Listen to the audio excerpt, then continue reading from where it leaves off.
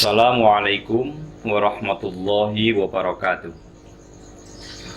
Alhamdulillah alladzi anzala ala abdihil kitaba wa lam yaj'al lahu 'iwaja.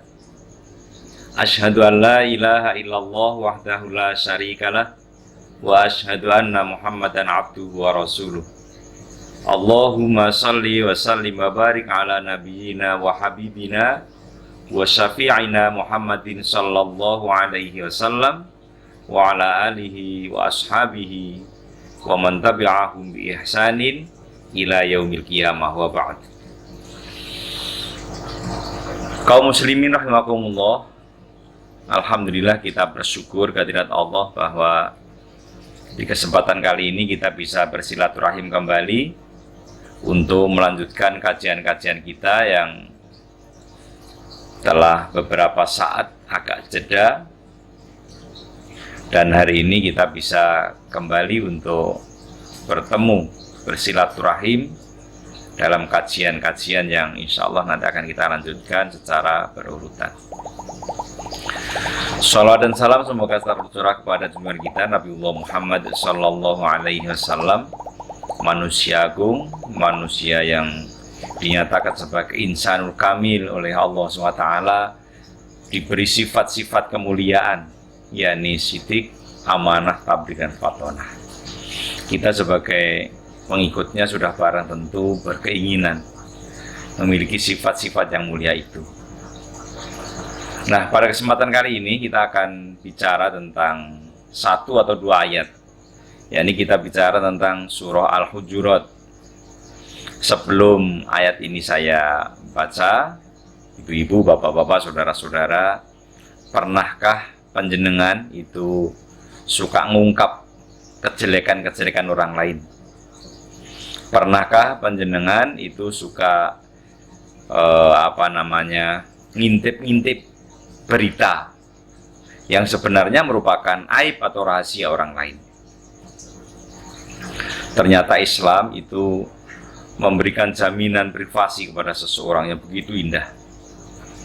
Di dalam surah Al-Hujurat ayat yang ke-12 Allah berfirman, ya ayyuhalladzina amanu stanibu katsiran minadh-dhon inna ba'dadh-dhonni itsmun wa la tajassasu wa la yaktab ba'dukum ba'da ayuhibbu ahadukum ayyakula lahma akhihi maitan fakarihtumu wattaqullah innallaha tawwabur rahim.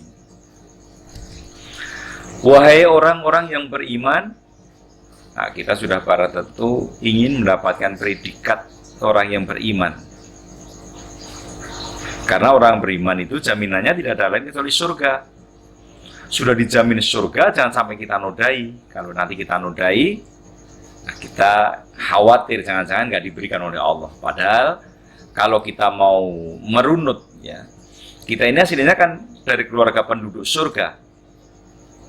Begitu. Nabi Adam alaihi salam aslinya adalah penduduk surga. Kemudian karena kesalahannya, meskipun sudah diampuni oleh Allah, tapi harus melalui perjuangan untuk kembali ke surga itu. Nah, sementara godaan setan itu memang begitu kuat, ya, begitu kuat untuk menjerumuskan manusia. Nah, jalan untuk menjerumuskan itu apa? Gitu. Ya, suka bikin gosip, suka mengungkap aib orang lain, ya. Kemudian membesar-besarkan berita yang sebenarnya berita itu tidak benar. Maka Allah menyatakan, wahai orang-orang yang beriman, jauhilah kebanyakan dari prasangka. Karena sesungguhnya sebagian prasangka itu adalah dosa. Dan janganlah kamu mengintip atau mencari-cari kesalahan dan aib orang lain. Dan janganlah kamu mengumpat sebagian yang lain. Apakah seseorang dari kamu suka memakan daging saudaranya yang telah mati? Maka sudah barang tentu kamu jijik kepadanya. Oleh karena itulah, jauhi larangan-larangan tersebut dan bertakwalah kepada Allah. Sesungguhnya Allah Maha penerima taubat, lagi Maha penyayang. Kaum muslimin rahimakumullah, kenapa aib? Ya, ini kita pada poin aib aja dulu. Kenapa aib begitu antusias dibicarakan orang? Ini sebuah persoalan kaum muslimin. Apa sih sebenarnya aib itu? Apakah aib itu berita hoax? Secara istilah, aib itu merupakan sesuatu yang ada pada diri seseorang yang sifatnya buruk atau tidak menyenangkan. Karena itu aib adalah sesuatu yang harus ditutup rapat-rapat, dan tidak boleh disebarkan, meski bukan sejenis hoax. Ya. Jadi meskipun itu bukan sejenis hoax, mungkin malah juga justru sungguhan ada pada diri kita gitu. Namun aib sesuatu yang buruk sehingga tak boleh diketahui oleh orang lain, cukup dirinya yang tahu. Kaum muslimin, setiap orang itu memiliki aibnya masing-masing. Jujur ya, kita semua ini punya aib. Ya, punya aib. Untuk itulah Allah memerintahkan untuk menutupi aib diri sendiri maupun sesama muslim. Seperti yang disampaikan oleh Allah dalam surat Al-Hujurat tadi. Gak mungkin kalau manusia itu tidak punya aib, kok Allah menyampaikan satu ayat seperti itu. Allah telah menciptakan manusia dengan sempurna. Pada hakikatnya manusia diciptakan sempurna, di mana setiap alur kehidupannya Allah sudah tentukan dengan jalannya masing-masing. Terkadang manusia melakukan hal-hal yang tak sepantasnya dilakukan, seperti membuka aibnya sendiri yang sebelumnya telah ditutupi oleh Allah Subhanahu wa ta'ala, yang sebelumnya oleh Allah sudah diingatkan. Sekiranya kita mau menutup aib kita sendiri, itu Allah akan menutup pula. Tapi kalau kita ini tidak mau menutup aib kita sendiri, ya bagaimana lagi? Dalam hadis riwayat Al-Bukhari, ya, Rasulullah Shallallahu Alaihi Wasallam, kullu ummati mu'afan ilal mujahirin wa inna minal muhajarati maaf, saya ulang, kullu ummati mu'afan ilal mujahirin wa inna minal mujaharati ayyamala rajulu bil-laili amalan thumma yusbiha wa qad satarahu Allahu alaihi fayaqulu ya fulan amiltul bariha kada wa kada wa qad bata yasturuhu rabbuhu wa yusbihu yakshifu sitrallahi anhu. Kaum muslimin, Rasulullah Shallallahu Alaihi Wasallam telah menyampaikan dalam sabdanya yang diriwayatkan oleh Al-Bukhari tadi, bahwa setiap umatku dimaafkan dosanya, setiap umatku, kecuali para mujahirin, bukan muhajirin loh ya, mujahirin. Siapa itu mujahirin? Orang-orang yang suka menampak-nampakkannya, jadi malah pamer akan aibnya sendiri, pamer akan kejelekannya sendiri. Dan sesungguhnya di antara menampak-nampakkan dosa adalah seseorang hamba yang melakukan amalan di waktu malam, amalan kejelekan gitu, di waktu malam, sementara Allah telah menutupinya. Kemudian di waktu paginya justru dia berkata, dia menceritakan, wahai fulan, semalam aku telah melakukan ini, melakukan itu. Padahal pada malam harinya perlakuan yang tidak baik tadi telah ditutup oleh Allah. Dia pun bermalam dalam keadaan dosanya, telah ditutupi oleh Rabb-nya, dan di pagi harinya dia menyingkap sendiri apa yang telah ditutupi oleh Allah Subhanahu wa ta'ala. Kaum muslimin rahimakumullah, begitu jeleknya perangai orang yang tidak beriman. Sudah berbuat tidak baik, dipamer-pamerkan. Ibnu Abdul Bar ketika menjelaskan dalam hadis ini terdapat dalil yang menunjukkan bahwa ketika seorang muslim melakukan perbuatan yang keji, wajib baginya menutupinya. Dan begitu juga wajib menutupi aib orang lain. Nah, ini tugas kita semua. Jadi jangan sampai kita ini suka menceritakan kejelekan orang lain. Kalau toh kita mau mencoba, kira-kira apa yang kita dapatkan? Manfaat apa yang kita dapatkan dari menceritakan kejelekan orang lain? Tentu tidak ada. Bahkan bisa jadi membuat permusuhan. Maka jangan sampai kita ini suka membuka aib orang lain. Aibnya sendiri dijaga, aib orang lain perlu kita jaga. Jadi seorang muslimah ya, wajib menutup aibnya sendiri dan aib orang lain. Dan tidak boleh menyebarkan aib tersebut kepada siapapun, termasuk kepada keluarga, kepada suami misalnya, kepada istri misalnya. Hal yang jelek itu nggak usah diceritakan. Dalam sebuah hadis ada satu kisah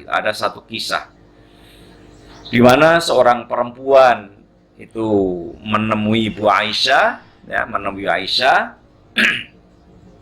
Ini kisahnya dari Maryam binti Thorik namanya. Ya, bahwa dia berkisah ada seorang perempuan menemui Ummul Mukminin, Ibu Aisyah. Dia berkata begini, "Wahai Aisyah," kata perempuan itu, ketika aku sedang pergi haji menuju Baitullah, laki-laki yang menyewakan kendaraan untuk jamaah haji itu sengaja menyentuh betisku. Coba kaum muslimin, ini ada orang yang menceritakan tentang sebenarnya aib betisnya disentuh oleh laki-laki yang menyewakan kendaraan itu. Apakah Aisyah kemudian tanya, terus ceritanya gimana? Enggak, Aisyah ternyata tidak senang dengan berita itu. Belum selesai kalimat itu dilanjutkan, Aisyah langsung menghentikan. Sudah, cukup, kata Aisyah. Ya. Nah, kemudian Aisyah berpaling dan menyuruh perempuan tadi keluar. Setelah itu, Ibu Aisyah, kalau bahasa Jawa, nututi keluar, kemudian mengumpulkan para perempuan, ya, perempuan mukminah, ya, kemudian dinasihati. Apa kata Ibu Aisyah? Wahai wanita-wanita mukminah, jika kalian berbuat salah, janganlah sekali-kali menceritakannya kepada orang lain. Mintalah ampunan saja kepada Allah dan bertobatlah. Manusia sering menginginkan membuka aibnya dan tidak menutupinya, padahal Allah bermaksud menutupinya dan tidak membukanya. Kaum muslimin rahimakumullah. Di dalam Sahih Al-Bukhari ada satu kisah di mana ketika Ibnu Umar sedang tawaf, tiba-tiba ada seorang yang mendatangi secara berkata, "Wahai Abu Abdurrahman," maksudnya adalah Ibnu Umar, "apa kamu mendengar dari Rasulullah SAW an-najwa?" An-najwa, jadi bisikan di hari kiamat. Gitu. Ibnu Umar menjawab, "Aku mendengar Nabi SAW bersabda, nanti di hari kiamat seorang mukmin mendekat kepada Robnya hingga di Allah meletakkan naungannya ke atasnya, yaitu menutupi dosa-dosanya. Kemudian Allah berkata, apakah kamu mengakui dosa ini, dosa itu?" Kemudian orang tadi menjawab, "Wahai Robku, saya mengetahui, saya mengakui ini, saya mengakui itu." Sampai diulang-ulang jawabannya. Kemudian Allah berfirman, "Aku telah menutupinya, merahasiakannya di dunia. Pada hari ini aku telah mengampuninya bagimu." Kemudian diberikanlah kepadanya catatan kebaikan-kebaikannya. Adapun yang lainnya, atau orang-orang yang kafir sudah barang tentu, maka mereka dipanggil di hadapan semua manusia dan dikatakan, inilah mereka yang telah mendustakan Rob mereka. Ketahuilah bahwa laknat Allah berlaku atas orang-orang yang zalim. Nah, kaum muslimin rahimakumullah, kalau kita perhatikan sabda Rasulullah SAW, kemudian berkait dengan surat Hud ayat yang ke-18, di mana bagi orang-orang yang beriman ketika di dunianya ternyata pernah berbuat yang tidak baik, kemudian dia tidak menceritakan kemana-mana, dia segera bertaubat kepada Allah, Allah mengampuni. Jadi kalau sudah berkaitan dengan kesalahan-kesalahan, segera bertobat kepada Allah, Allah mengampuni. Ditutup oleh Allah. Ditutup oleh Allah. Tetapi kalau ternyata dia sudah ditutup oleh Allah malah membuka-buka gitu, ya, maka sudah barang tentu Allah akan membiarkan. Apa kita ingin seperti itu? Ya. Nah, Rasulullah Shallallahu Alaihi Wasallam juga mengingatkan kepada kita tentang orang lain. Jangan sampai kita ini suka, kalau tadi membuka aib sendiri, sekarang bagaimana kita dengan orang lain? Kita ternyata dilarang oleh Rasulullah Shallallahu Alaihi Wasallam membuka aib orang lain. Apa kata Rasulullah? Iyyakum wadzan, fa inna dzanna akdzabul hadits, wala tajassasu, wala tahassasu, wala tabaghadu, wa kunu ikhwana. Iyyakum wadzan, fa inna dzanna akdzabul hadits, wala tajassasu, wala tahassasu, wala tabaghadu, wa kunu ikhwana. Jauhilah oleh kalian prasangka. Jadi jangan kita suka berprasangka buruk kepada orang lain. Jadi suudzon, jangan. Jadi kalau ada orang datang, paling mau cari utangan itu, itu paling mau minta-minta itu, jangan cepat-cepat berpikir seperti itu. Berpikir baiklah kepada orang lain.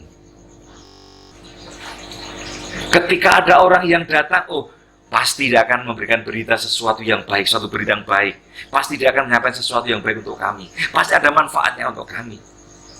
Tidak mudah seperti itu kalau kita tidak membiasakan memasang. Ya, jadi berprasangka yang tidak baik dilarang, tapi berpikir yang baik, berprasangka baik pada orang adalah dianjurkan. Kenapa begitu? Prasangka baik yang tidak baik tidak dilarang oleh Allah, dilarang oleh Rasulullah. Berprasangka tidak baik dilarang oleh Rasulullah, karena prasangka itu adalah ungkapan yang paling dusta. Ungkapan yang paling dusta. Dan janganlah kalian mencari-cari aib orang lain. Jangan pula saling menebar kebencian. Dan jadilah kalian orang-orang yang bersaudara. Orang bersaudara itu, Allah SWT mengingatkan kepada kita. Innamal mu'minun ikhwah. Sesungguhnya orang-orang yang beriman itu bersaudara. Kalau sudah namanya bersaudara itu, kalau ada kekurangan pada temannya, dilengkapi. Jadi yang tidak baik, diperbaiki. Ada temannya punya aib, ditutupi. Ada temannya punya persoalan, ditolong. Jadi jangan justru diungkap kejelekan-kejelekan yang dimiliki teman itu. Jadi sesuatu yang nggak disenangi, jangan sampai diungkap. Ini kaum muslimin rahimakumullah. Nah, apa sebenarnya yang kita dapatkan kalau kita mau menutup aib orang lain itu? Allah akan menutup aib kita di akhirat nanti. Saya ulangi, kalau kita ini mau menutup aib orang lain, Allah akan menutupi aib kita nanti di akhirat. Allah akan menutupi aib kita, sebagaimana sabda Rasulullah Sallallahu Alaihi Wasallam, la yastaru abdan fid dunya illa satarahullahu yaumal qiyamah. Tidaklah seseorang menutupi aib orang lain di dunia, melainkan Allah akan menutupi aibnya nanti di yaumul qiyamah. Coba, kita ini mau berbaik sangka, senantiasa berbuat kebajikan pada orang lain ternyata ada cacat, kita menutupi. Kita punya cacat kita ditutup oleh Allah Subhanahu wa Ta'ala. Nah, tampaknya sederhana, tetapi karena tidak kita perjuangkan, bisa jadi karena kita ini setiap hari dihadapkan dengan berbagai persoalan, berita-berita yang mengundang untuk mengungkap kejelekan orang lain, akhirnya kita ikut-ikutan. Maka pesan Rasulullah Sallallahu Alaihi Wasallam ini hendaknya kita perhatikan dan kita jaga betul supaya kita ini persaudaranya semakin baik, semakin akrab, semakin kuat menolong satu dengan yang lain. Mudah-mudahan ada hikmahnya, ada salah dan khilaf mohon maaf. Assalamualaikum warahmatullahi wabarakatuh.